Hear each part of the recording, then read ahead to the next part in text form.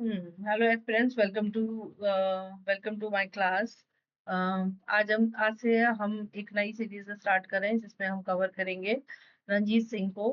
रंजीत सिंह की बुक को कवर करना ना केवल आपके टीजीटी के लिहाज से इम्पोर्टेंट है, बल्कि पीजीटी के लिहाज से भी इम्पोर्टेंट है, क्योंकि नंबर ऑफ क्वेश्चंस, ठीक है, पीवाईक्यूज एमसीक्यूज इसमें दिए गए हैं, जो कि एक नंबर ऑफ क्वेश्चंस आपके इसमें दिए गए हैं। ठीक, तो इनको हम डिस्कस करते हैं और इनके एमसीक्यूज को हम डिस्कस करते हैं। मैं 55 से स्टार्ट करी हूँ, बाकी क्वेश्चन मैं आपको करा दूंगी बाद में। अभी हम लोग 55 से ही स्टार्ट करते हैं, ठीक है। Wordsworth has express his views on transmigration of the soul. Transmigration of the soul पे इन्होंने इनका ये है कि ट्रांसमाइग्रेशन ऑफ सोल की बात ये किस पे करते हैं, है ना। तो इनका इनका ये वर्क रहता है odd on the intimations of the immortality. इस पर ये इस वाले पोयम में ये बात करते हैं ट्रांसमाइग्रेशन ऑफ द सोल की। इसके अलावा द प्रिल्यूड के बारे में जान लेते हैं। इनका ऑटोबायोग्राफिकल वर्क है, जो कि 1805 में इन्होंने कंप्लीट करा दिया था, लेकिन 1850 में इनकी वाइफ के द्वारा ही पब्लिश कराया गया था। इसके अलावा ओड टू ड्यूटी इनके ओड का कलेक्शन का एक बहुत ही इंपॉर्टेंट पार्ट है। और एक्सलेस्टिकल स्केचेस, ये आपका इनका सॉनेट का कलेक्शन है। 1822 में ये लिखा गया था। 1822 में पब्लिश हुआ था। इसके बाद ये पब्लिश हुआ था 1845 में, ठीक है। और इसमें जो टोटल कलेक्शन था पहले, मतलब फर्स्ट कलेक्शन में, इसमें 102 सॉनेट्स थी इनकी। और इसके अलावा 152 सॉनेट्स थी इसमें इनकी सेकेंड एडिशन में, एक्लास्टिकल स्केचेस में। नेक्स्ट वर्क पे हम आ जाते हैं। तो नेक्स्ट इनका क्वेश्चन है, which of these travel poems belong to Wordsworth. Travel कौन सी पोएम है जो कि बिलोंग करती है इनके ट्रैवल पोएम से। तो डिस्क्रिप्टिव स्केचेस है इनकी, है ना। स्केचेस ऑफ नेचर, नेचर से इनका दिखाती है, और यही सब चीजें हैं। यहाँ पे डिस्क्रिप्टिव स्केचेस ये आपकी आई थी 1793 में, और ये इनके स्टार्टिंग के वर्क में द इवनिंग वॉक के साथ आई थी। द इवनिंग वॉक ये इन्होंने सोनेट लिखी थी स्टार्टिंग में। उस वर्क के साथ ये वर्क आया था इनका, द डिस्क्रिप्टिव स्केचेस। 1793 आपको याद रखना है, एक इम्पॉर्टेंट ईयर है। अच्छा, lyrical ballot appear with. Lyrical ballot में क्या किसके किसके वर्क अपीयर हैं, तो ऑफ कोर्स मुझे लगता है कि आपको याद होंगे कि इसमें 4 पोएम होती हैं कॉलरिज की, और 19 पोएम है इसमें वर्ड्सवर्थ की। मतलब पोएम 19 पोएम है इसमें वर्ड्सवर्थ की, और 4 पोएम होती हैं कॉलरिज की। कॉलरिज की कौन कौन सी पोएम इसमें ऐड है, तो आपको याद रखना चाहिए कि the rime of the ancient Mariner, ये एक कॉलरिज का वर्क है। The rime of the ancient Mariner, ये एक वर्क है ना। उसके अलावा दूसरा वर्क है the foster mother tale. The foster mother tale ये भी इनका ये कॉलेज का ही वर्क है, जो कि लिरिकल बैट्स में ऐड है। इसके अलावा और कौन सा वर्क है, द नाइटिंगेल करके एक वर्क है ना। तीसरा कौन सा वर्क है, द नाइटिंगेल करके एक वर्क है। और इसके अलावा एक और वर्क है इनका, द डंजियन। ये 4 पोएम इनकी ऐड है। The ancient the rime of the mariner, the foster mother's tale, और इसके अलावा द नाइटिंगेल और डंजियन। और कई सारे इंपॉर्टेंट वर्क्स जो वर्ड्सवर्थ के हैं वो भी इसमें से पूछे जाते हैं, कि जो कि लिरिकल बैलेट में ऐड है, जैसे कि we are seven, the thorn poem जो हो गई, वो भी इसी में ऐड है।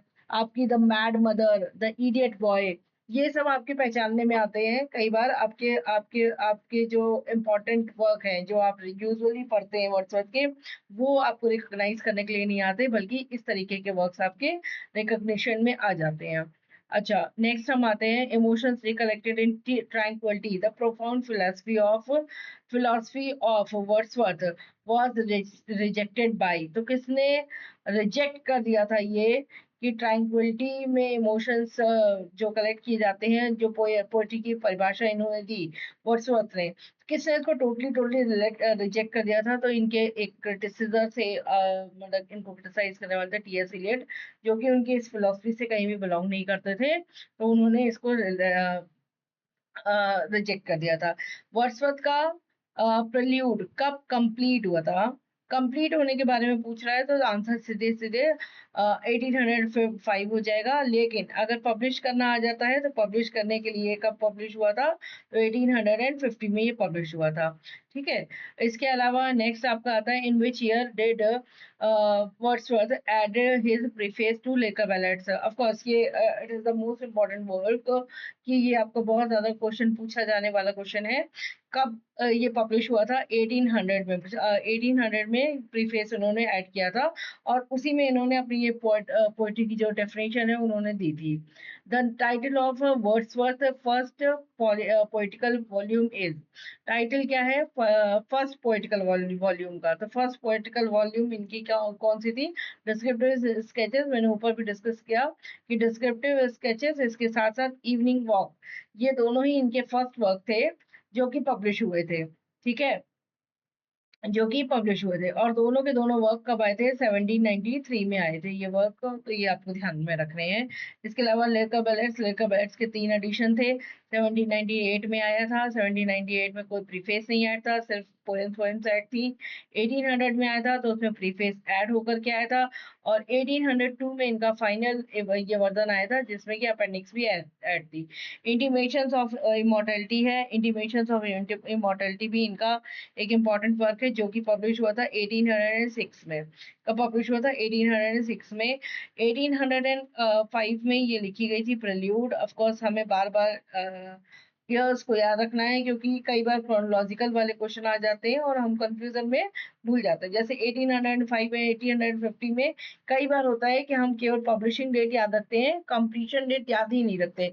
पता चला वही एग्जाम में पूछ लिया गया, तो आपको क्वेश्चन गलत होने के चांसेस ज्यादा हो जाते हैं। नेक्स्ट आपका है लूसी पोयम्स। लूसी पोयम क्या है? By Wordsworth refer to. Lucy poem refer करती है लूसी पोयम जो की है वर्ड्सवर्थ की, वो रेफर करती है क्या? His early poems. ठीक है, a group of 5 lyrics by him, poems by Wordsworth in collaboration with Coleridge and his humours poem. तो हम सभी जानते हैं लूसी पोयम फेमस है, a group of 5 lyrics by him, है ना। 5 पोयम है इन लूसी पोयम के अंतर्गत जो कि आती हैं। इनको हम देख लेते हैं कि कौन कौन सी पोयम आती हैं। तो एक है, आती है आपकी Lucy poem stage fits of passion have I known. ठीक है, इस पहली पोयम जो आपकी आती है stage fits of passion have I known, ये आपकी पोयम है। ठीक है। सेकेंड आपकी पोयम आती है she dwelt among the untrodden ways. आपको याद होनी चाहिए, ये सारे पोयम के नाम याद होने चाहिए। She dwelt among the untrodden ways. ठीक है। नेक्स्ट आपकी आती है, कौन सी पोयम आती है? नेक्स्ट आपकी पोयम आती है I travelled among unknown man. I travelled among unknown man. ठीक है, I travelled among unknown man, ये आपकी आती है। और चौथी आती है 3 years she grew in the sun and shower। 3 years she grew sun and shower and a slumber did my spirit seal। a slumber did my spirit seal, ये 5 poem आती हैं आपकी। अगेन हम लोग रिवाइज कर लेते हैं। strange fits of passion have I known, and second one is she dwelt among the untrodden ways, I traveled among unknown men, and fourth poem is 3 years she grew in sun and shower, and last one is a slumber did my spirit steal। ये पांचों की पांचों poem इनका इनका work है, जो कि publish हुआ था, जो कि लिखी गई थी 1798 से लेकर के 1801 तक ये लिखी गई थी। तो ये आपकी पोयम सारी वर्ड्सवर्थ की ये लूसी पोयम से बहुत बार पूछी जाती है, बहुत बार इनका पब्लिशिंग ईयर पूछा जाता है, बहुत ज्यादा इनका कौन कौन सी पोयम ऐड है ये पूछी जाती है, तो इनको आप ध्यान में रखेंगे। नेक्स्ट आपका आता है कुछ लाइंस हैं जो कि हम देखते चलते हैं। Where where from the below quoted lines of Wordsworth. ठीक है, कौन कौन ये आपका किसका? तो लाइन आपको ऑफ कोर्स आपकी बहुत इंपॉर्टेंट हो जाती है। लाइन आपसे कई बार पूछी भी जाती है, तो इसको हम लोग देख लेते हैं। No nightingale did ever chant more welcome notes to weary bands, to weary bands of travelers in some shady in some shady no right angle did ever chant more welcome notes to weary bands। ठीक है। एक तो आपको keywords को की lines को आपको अगर आप कनेक्ट करते चलेंगे तो आपको समझ में आ जाएगा कि वो पोएम किस लाइन से है। क्योंकि कई बार होगा, अब जैसे इसमें टू टू अ स्काईलार्क दी हुई है ना? ओड टू नाइटिंगेल दी हुई है, टू द कुकू दी हुई है। लेकिन ऑफ कोर्स ये अगर आपने वर्क को कुछ ट्रिक से आपने याद नहीं रखा है ना? तो फिर आपको इन लाइन्स को पहचानने में कहीं न कहीं प्रॉब्लम आएगी, है ना? ओड टू नाइटिंगेल ये आपको पता है कि जॉन कीट्स का वर्क है, इनका वर्क ही नहीं है ना? जॉन कीट्स का वर्क है ये। To a skylark to the skylark में कन्फ्यूज़न हो जाती है कई बार, ठीक है? तो इनका वर्क इनका वर्क टू स्काईलार्क अगर है भी, तब भी इसमें नाइटिंगेल की बात नहीं हुई है। तो ये no nightingale did ever chant, ये आपका no nightingale did ever chant और वियरी बैंड्स, ये दोनों देख करके आपको ये समझ जाना है कि ये सॉलिटरी रीपर की बात हो रही है। वो रीपर जो अकेले वहां पे अकेले किसी फील्ड में घास काट रही होती है, उसको देख करके इनके मन में ये ख्याल आता है कि ये जो मतलब लाइन है इसके लिए, मतलब इनके लिए इन्होंने लिखी थी। अच्छा, नेक्स्ट पे हम आ जाते हैं। नेक्स्ट हमारा क्वेश्चन है, who said the poem is a poet is a man speaking to man. ठीक है, poet is a man speaking to man. ये भी आपको पोएट की डेफिनेशन, अभी तक पोएट्री की डेफिनेशन आप याद कर रहे थे, ये पोएट की डेफिनेशन है विलियम वर्ड्स के द्वारा कि poet is a man, poet is a man speaking to men. Okay. Next one is, in which poem has Wordsworth described different moods of nature? किसमें उन्होंने different moods of nature उन्होंने discuss किए हैं? तो इस क्वेश्चन को भी हम लोग देख लेते हैं। डिफरेंट मूड्स ऑफ नेचर इन्होंने डिस्कस किए हैं lines above lines written above Tintern Abbey में, इस वर्क में इन्होंने डिस्कस किए हैं। टिंटन एबी भी ऐड है आपकी इसमें, लिरिकल बैलेट्स में ही ऐड है, ये आपको याद रखना है। एंड इवनिंग वॉक, ये इनका इंपॉर्टेंट वर्क है। एंड द एक्सकर्जन, ये वर्क है जो इन्होंने सोचा था लेकिन कभी कंप्लीट नहीं हो पाया, ये इनकम्प्लीट इनका वर्क है, ठीक है। और डैफोडिल्स इनकी एक लिरिक है, ठीक।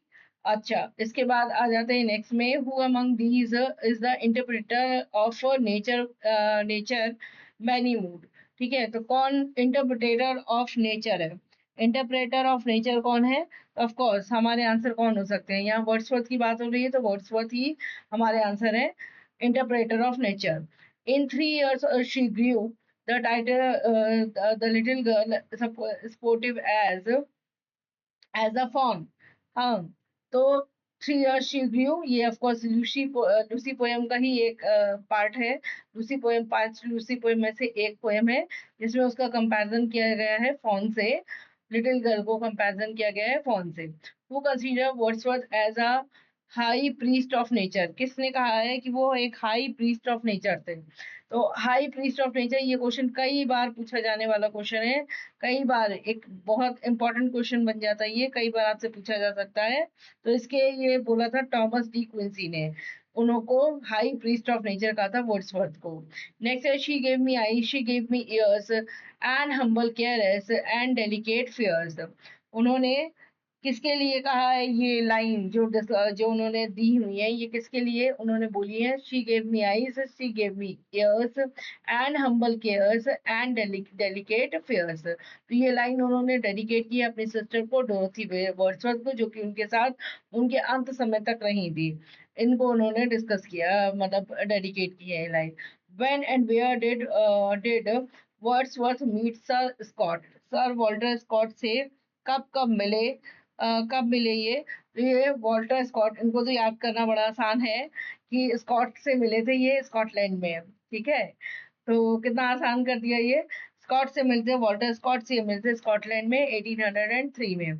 अच्छा, उनसे कब मिले थे? कॉलरिज से कब मिले थे? ये आप लोग बताइए कमेंट सेक्शन में कि एससी कॉलेज से ये कब मिले थे और कहाँ मिले थे, ठीक है। नेक्स्ट क्वेश्चन पे आ जाते हैं, how many times Wordsworth visited Europe? कितनी बार उन्होंने यूरोप को विजिट किया था? तो कितनी बार उन्होंने विजिट किया था? 6 टाइम वो यूरोप गए थे, ठीक है। 6 टाइम वो यूरोप गए थे। The theme of the world is to much with us, the world is to much with अस, इनकी थीम क्या है? तो ये कंडेम करते हैं मटेरियलिज्म को, ये इस पोएम में बताते हैं कि नेचर हमारे लिए कितना इम्पोर्टेंट है और इतना ज़्यादा मटेरियलिस्टिक हो गए हैं हम कि हम नेचर के करीब ना जा करके हम मटेरियल चीज़ों के पीछे ही भाग रहे हैं। तो ये वर्क है आपका the world is too much with us.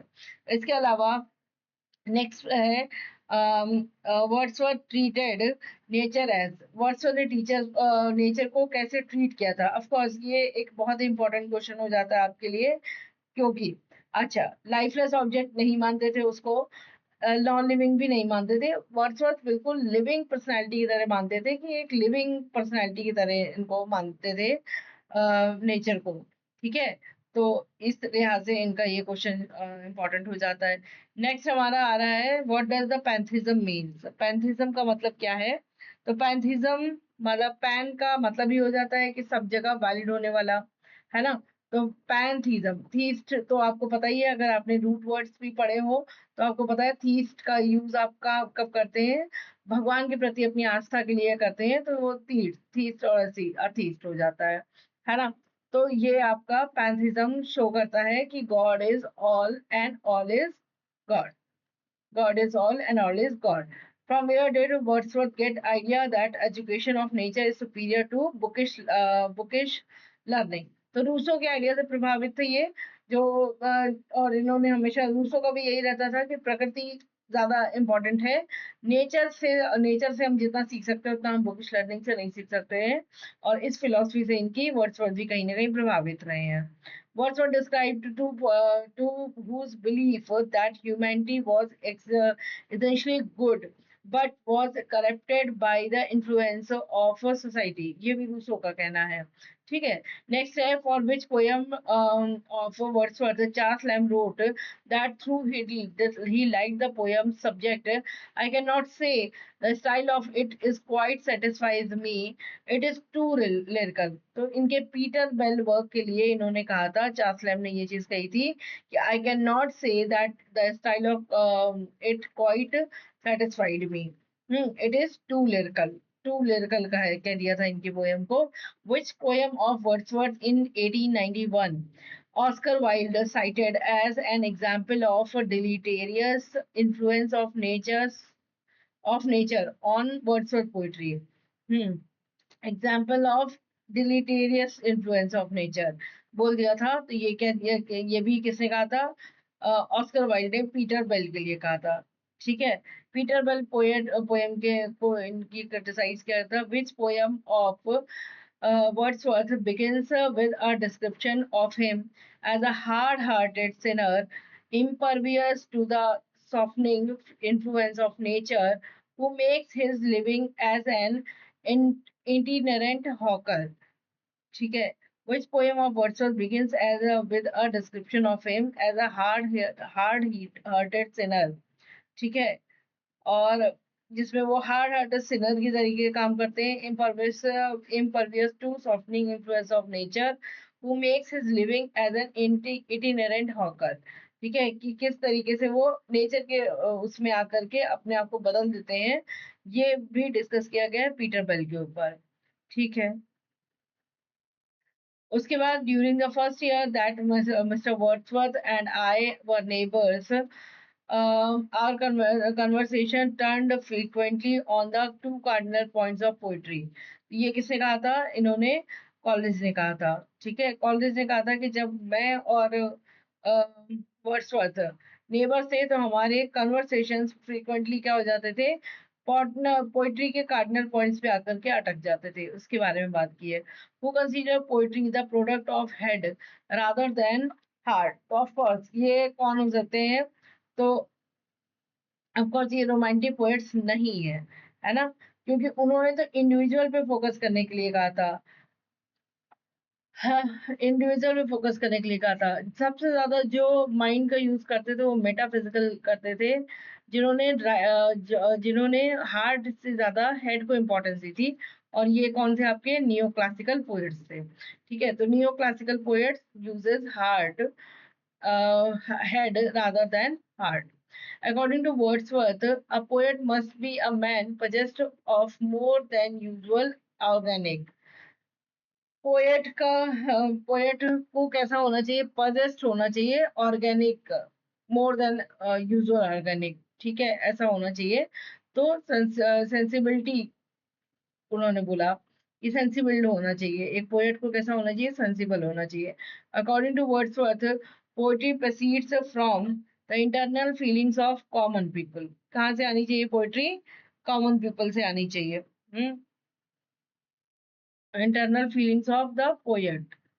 Okay sorry, common people की तो वो लैंग्वेज यूज किया करते थे, कॉमन पीपल की वो लैंग्वेज यूज किया करते थे।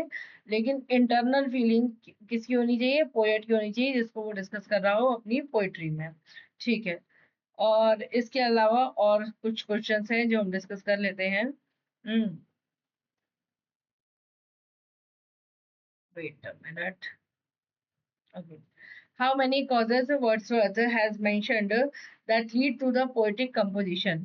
कौन से causes थे जो कि लीड करते हैं पोएटिक कंपोजिशन की तरफ? 6 कॉजेज उन्होंने बताए हैं जो कि पोएट्री की तरफ लीड करते हैं।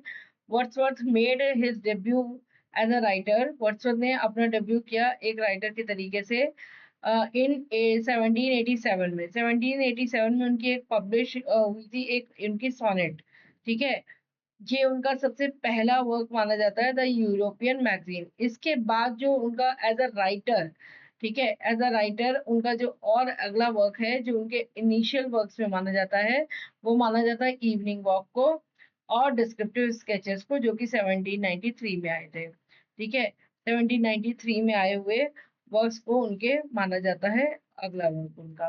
ठीक है, नेक्स्ट हम आ जाते हैं, Wordsworth fail in love with a French woman Annette बोलेन। ऑफ कोर्स ये नाम आपको याद रखना है, एनेट बोलेन को याद रखना है, आपको कैरोलीन को याद रखना है। ठीक है, एनेट बोलेन कौन थी, कैरोलीन कौन थी, ठीक है, डोरोथी कौन थी, उनकी लाइफ में जितनी भी फीमेल्स आई हैं, ठीक है, वो आपको याद रखना है। एनेट बोलेन वॉलेट कौन थी, इनकी बिलवेड थी। उसके बाद कैरोलीन कौन थी, तो इनकी बिलवेड से जो इनकी बेटी हुई थी उसका नाम कैरोलीन था। इसके बाद इनकी मैरिज जो हुई थी वो हुई थी मैरी हचिंसन से। और इसके बाद जो अपना लाइफ उन्होंने मतलब ज्यादातर अपनी लाइफ अपनी बहन के साथ बिताई बिताई, जिसका नाम था डोरोथी वर्ड्सवर्थ। ठीक है, तो Wordsworth fell in a love with a French woman and Fallon in 1792 who gave birth to their daughter. Daughter का नाम क्या था? कैरोलीन था। ठीक है, उसके बाद नेक्स्ट पे हम आते हैं। Wordsworth wrote the sonnet. It is a beauteous evening, calm and free. It is a beauteous evening, calm and free, recalling a seaside walk with a 9-year-old Lucy. With a 9-year-old Caroline. ठीक है, इन्होंने Caroline के साथ walk walk करते हुए ये lines लिखी हुई थी। ठीक है, the first volume of lyrical ballads was published under the author name of the first volume of lyrical ballads was published under the name of author name under the author name Wordsworth and Coleridge. ये उसमें दिया हुआ था क्योंकि इसमें दोनों की ही poem थी। Which work of Wordsworth was criticized and rejected in the words impossible that the play should succeed in the representation? Impossible that the play should succeed in the representation. हम्म, किसने इनको क्रिटिसाइज किया था, किस work को इनके criticise किया गया था? तो बॉर्डर्स को किया गया था। Impossible that the play should succeed in the representation, मतलब इस प्ले को रिप्रेजेंट नहीं किया जा सकता, जितना अच्छे से इसको लिखा गया है उस तरीके से इसको रिप्रेजेंट नहीं किया जा सकता, इस चीज के लिए इसको क्रिटिसाइज किया गया था। Who was John Walking Stewart that met Wordsworth in Paris in 1792? In 1792 में कौन था जो इनसे मिला था? तो इनसे कौन मिले थे? An English philosopher. ये जॉन वॉकिंग स्टीवर्ट कौन थे? ठीक है, जॉन वॉकिंग स्टीवर्ट कौन थे जो कि इनसे मिले थे पेरिस में 1792 में? तो ये एक इंग्लिश फिलोसफर थे और ट्रैवलर थे जिन्होंने लिखी थी poem the apocalypse of nature. The apocalypse of nature. ठीक है, नेक्स्ट पे हम आ जाते हैं, who praise Wordsworth as a poet of humanity.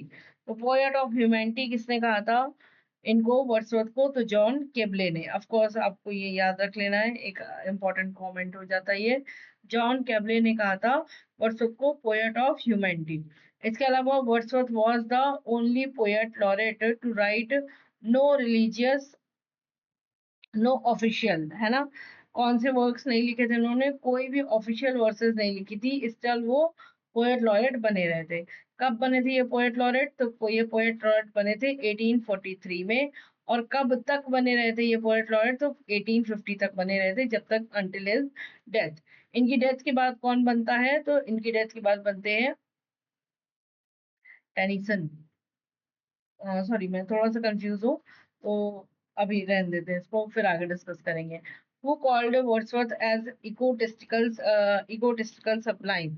Egotistical sublime किसने कहा था इनको, इनको कहा था जॉन कीट्स ने। जॉन कीट्स ने। होप सो कि आपको ये एमसीक्यूज पसंद आएंगे, और हम लोग आगे भी इनके एमसीक्यूज को डिस्कशन करते रहेंगे। कोशिश ये रहेगी कि डेली क्लासेस आए, और डेली आपसे कुछ क्वेश्चन भी हम अगर डिस्कस कर पाते हैं, तो ऑफ कोर्स एक मेजर पार्ट हम डिस्कस कर लेंगे। और मुझे लगता है कि पढ़ना तो इम्पोर्टेंट है ही, थ्योरी तो आपको पढ़नी है, लेकिन ज्यादा से ज्यादा आप जो है एमसीक्यू सॉल्व करते हैं, तो आपका कॉन्फिडेंस लेवल कहीं ना कहीं बढ़ता है। और आपका एग्जाम में, आपको कई सारे एग्जाम में आपको एलिमिनेट करने में भी आंसर आराम हो जाता है, और कई सारी ऐसी चीजें जो थ्योरी में कवर नहीं हो पाती वो इसमें कवर हो जाती है। ठीक। तो हम लोग इसी तरीके से बुक के क्वेश्चंस को डिस्कस करते रहेंगे। अगर आप भी रंजीत सिंह बुक को मेरे साथ ही कंप्लीट करना चाहते हैं, तो आप क्लासेस रेगुलर देख सकते हैं। Thank you class.